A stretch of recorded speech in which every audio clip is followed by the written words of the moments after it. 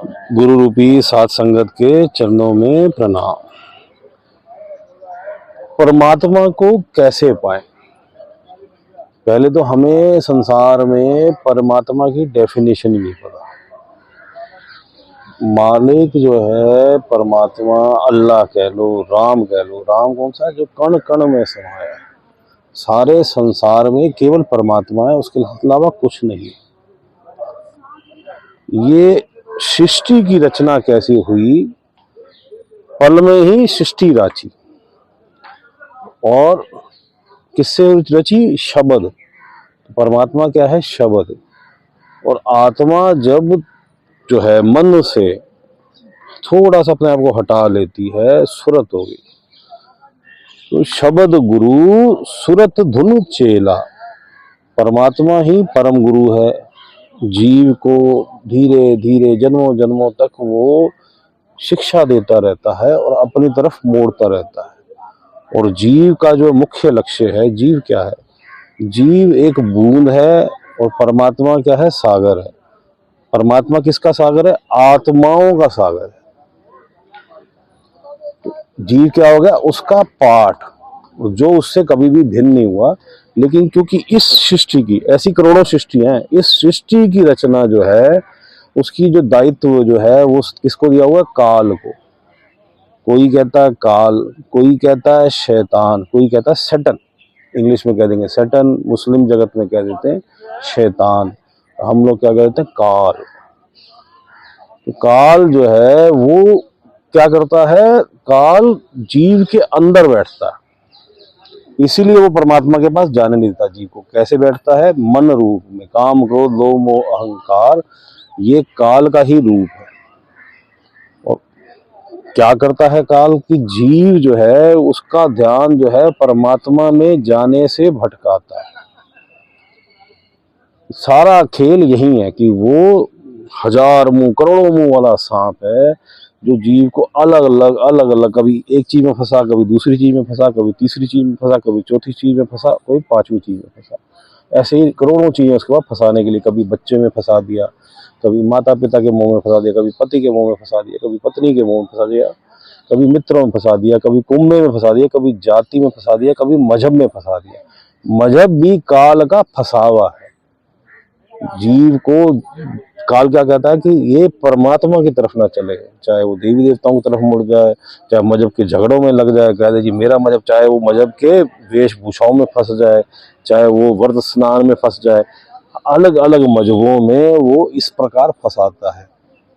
ऐसा नहीं कि संतों ने मजहबों में बताया नहीं, संत या मजहब जो नए फॉर्म हुए उनमें संतों ने बताया नहीं, संतों ने सब कुछ सही बताया। लेकिन काल का प्रभाव ऐसा है कि जैसे ही कोई संत, जो सच्चा संत है, जो पूर्ण संत है, वो चला गया, तो उसका जो फॉर्मेशन हुई, जो मजहब हुआ, उसकी टीचिंग्स पे फॉर्मेशन हुई, उसके अंदर काल परिवर्तन करना शुरू कर देता है। वहाँ पे स्वार्थ घुसेड़ देगा या लोगों की बुद्धियों में बैठ जाएगा। तो क्या करेंगे लोग? कि संत ने कहा कि ये एक आडंबर हटा दो, तो वो नया आडंबर खड़ा कर देंगे।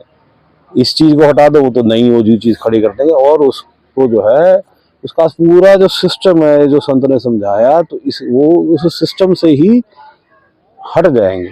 कुछ उस मजहब के अंदर गिनती के लोग, 1% 2% जो है, मामूली से लोग जो हैं, वो उस बारीकी को समझ रहे होंगे। बाकी 99%, 0.99% शायद जो है वो समझ ही नहीं पा रहे होंगे। वो किस में लगे होंगे? रीति रिवाज में, रीति रिवाजों में, व्रत में, उपवास में। जी मंदिर चला गया जी वहां परमात्मा मिल जाएगा, मस्जिद चला गया वहां मिल जाएगा, ये सब सहायक है। गुरुद्वारे चला गया, ये सब सहायक है। लेकिन क्या है कि तूने अटैच अगर अपने आप को, मन को उसमें भी कर लिया, मजहब में भी कर लिया, तो तूने अपने आप को लिमिटेशन कर दिया। परमात्मा क्या? अनंत है, इतना विराट है कि उसकी जो है कोई लिमिट ही नहीं है। मुस्लिम जगत में क्या कहते हैं? अल्लाह, मतलब जिसको नापा नहीं जा सकता। और हिंदू क्या कहते हैं? अनंत। परमात्मा जो है अनंत है, उसका कोई अंत नहीं। जोगी मुनि जब जब देहाया, तेरा अंत ना पाया कोई। परमात्मा को देखा जा सकता है, लेकिन परमात्मा का अंत नहीं पाया जा सकता। परमात्मा के दर्शन किए जा सकते हैं, लेकिन उसके दर्शन जीते जी होते हैं। तो फिर ऐसा क्या करूं? गुरु देव जी कहते हैं, क्या करूं कि मैं जो है तेरे दर्शन हो, जिस दिस से दरबार। क्या करूं मैं कि तेरा दरबार जो दिखे। वो कहते हैं सुबह उठ अमृत वेला। सुबह क्या हो गया, पंजाब की तरफ क्या कहते हैं अमृत वेला, मध्य भारत में क्या कहेंगे ब्रह्म मुहूर्त, और मुस्लिम लोग क्या कहते हैं फजर की नमाज। तो बात एक ही है सर, भाषा बदली है और कुछ नहीं है। और क्या करना है उस समय, तूने उस समय उठ के ध्यान को संसार से हटाना है, और संसार से हटाना है कहाँ लगाना है, परमात्मा में लगाना है। यही मेडिटेशन है। मेडिटेशन का मूल मकसद ये है कि ध्यान को संसार से हटा, बीवी बच्चों से हटा, काम काज से हटा, हर चीज से हटा और परमात्मा में लगा।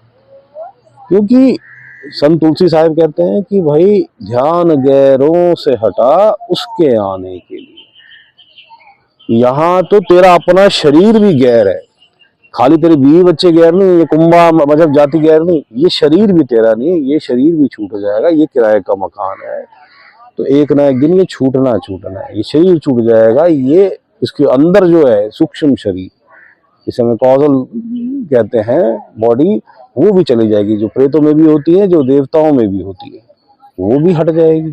उसके अंदर कारण शरीर है, जो तेरे जन्मों जन्मों जन्मों जन्मों के जो तूने कर्म किए हैं, जो विचारधारा है जो उसके अंदर लिपटी हुई है, वो भी क्या है हट जाएगी। और केवल क्या शेष बचेगा, आत्मा, प्योर आत्मा।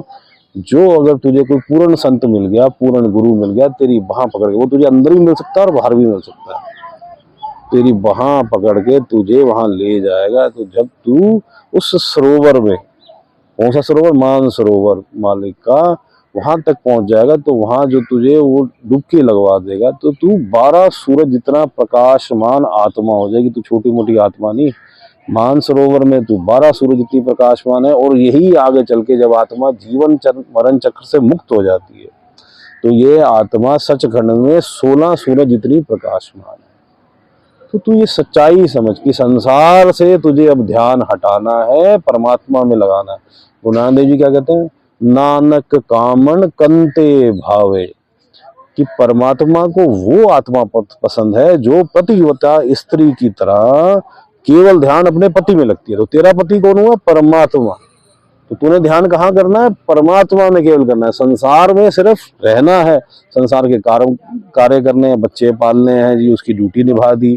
पाल कौन रहा है, परमात्मा। तूने खाना बना के देना है, या नौकरी करके ला के कमा के देना है, माता पिता की सेवा करनी है, या संसारिक और भी जो काम करने हैं, उनमें जाति मजहब में भी जो तू कर रहा है संसारिक करता रहा है, लेकिन लिप्त मत हो। तू ना मजहब छोड़, ना परिवार छोड़, ना तू अपना शहर छोड़। अगर तेरी मर्जी है तुझे जाना है जंगल में तो चला भी जा, लेकिन उससे कोई फर्क नहीं पड़ता, क्योंकि सारा खेल मन का है, ये शरीर का नहीं है। तुझे मन को डी अटैच करना है, और इसको कहाँ लगाना है, परमात्मा में। मुस्लिम फकीर बाबा बुल्ले शाह की भाषा में, रब दा की पाना एथो पुटना उथे लाना। परमात्मा का क्या पाना, कि जैसे एक फसल को यहाँ से हम उखेड़ते हैं और कहीं लगा देते हैं, जैसे चावल की हम फसल लगाएंगे तो अलग अलग अलग करके बो देंगे, उसी प्रकार परमात्मा में क्या है, संसार से मन हटाना, संसारिक कामनाओं से मन हटाना और परमात्मा में लगाना। यही जो है तरीका है परमात्मा को पाने का। और परमात्मा कैसे मिलता है, परमात्मा प्रेम से मिलता है। साच कहूँ सुन लेहो सबे, जिन प्रेम किया तिन ही प्रभु पाया। गुरु गोविंद सिंह जी कहते हैं कि सच्ची बात यह है कि जिन्होंने प्रेम किया उनको ही परमात्मा मिलता है।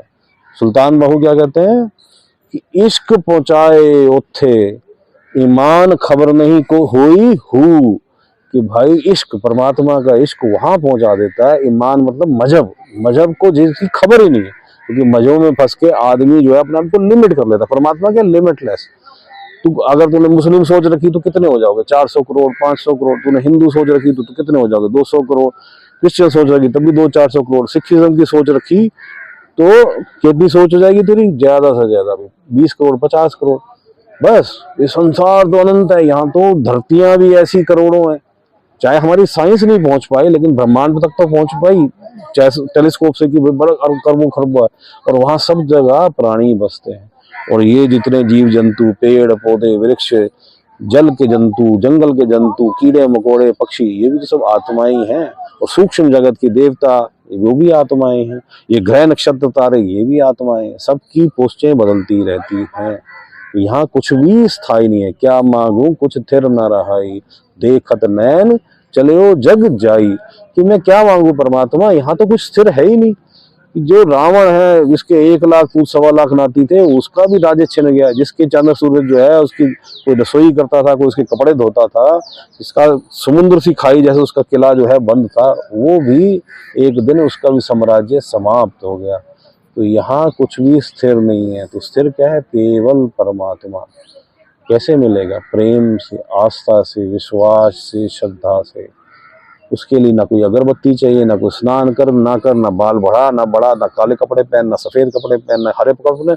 और पहन भी रहा तो कोई बात नहीं, लेकिन उनसे अटैच मत हो।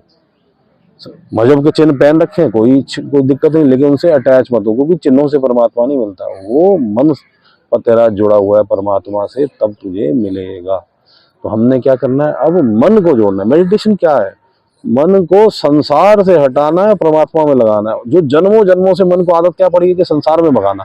जैसे तू ध्यान लगाना की कोशिश करेगा, क्योंकि वो कौन है? काल तेरे अंदर हर वक्त बैठा। जैसे ही उसे पता लगेगा कि ये तो परमात्मा की तरफ जा रहा है, तो काल क्या कहेगा? मेरी आत्मा छूट के जा रही है परमात्मा, इसका ध्यान हटाओ।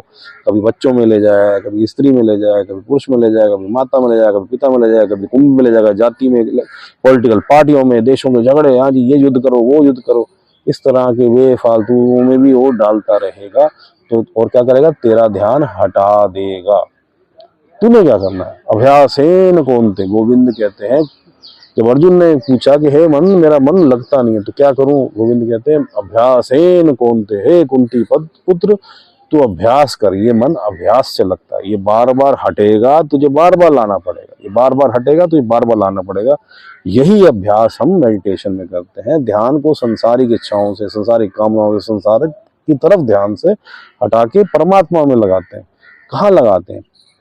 थर्ड आई सेंटर, जो बिंदी वाला स्थान होता है दोनों आंखों के बीच में, सेंटर में, और पीछे करके, जहां आत्मा का स्थान है, हमारा छठा चक्र है, और वहीं मन उसके साथ लिपटा हुआ है। मन के आवरण ने ढक रखा है आत्मा को।